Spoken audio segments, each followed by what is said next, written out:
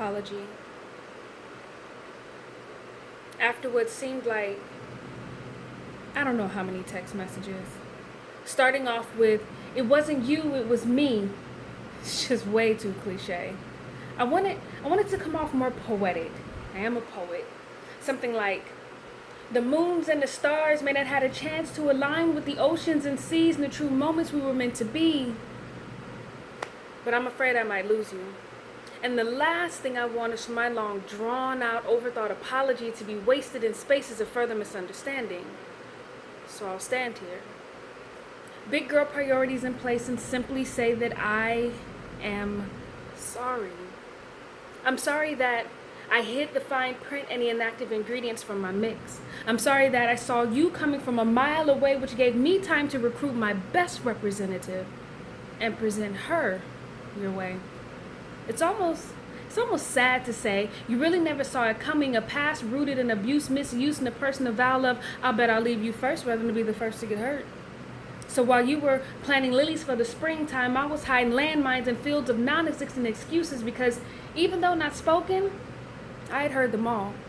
And no amount of loving me could crumble walls built by adolescent coping mechanisms reinforced by past hurts. Never forgotten birthdays or anniversaries or first days couldn't heal over the belief that my value would ever reach past the length of my skirt. 'Cause see this little girl?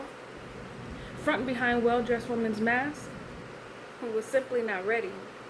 I wasn't ready to admit that I had never had love, therefore unequipped to be love or recognize love when you appeared.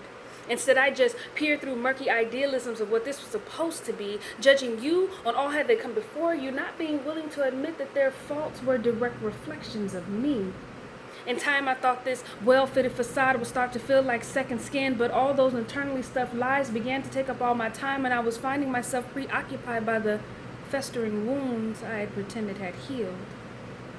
When I finally had to admit that molded bread wasn't the same as penicillin, and sexual healing only made sense as song lyrics because sheets were no place for mentally stunted little girls who were never taught she could hold on to her pearls, yet thought them cast among swine was worthy of her time because they gave her props on trending timelines.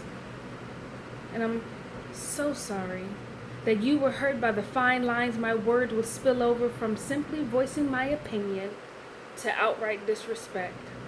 You know, if I don't get another chance to tell you how I really felt, what it is I really meant, how much self-care I really needed, I'm just so sorry that it wasn't the real me that you met.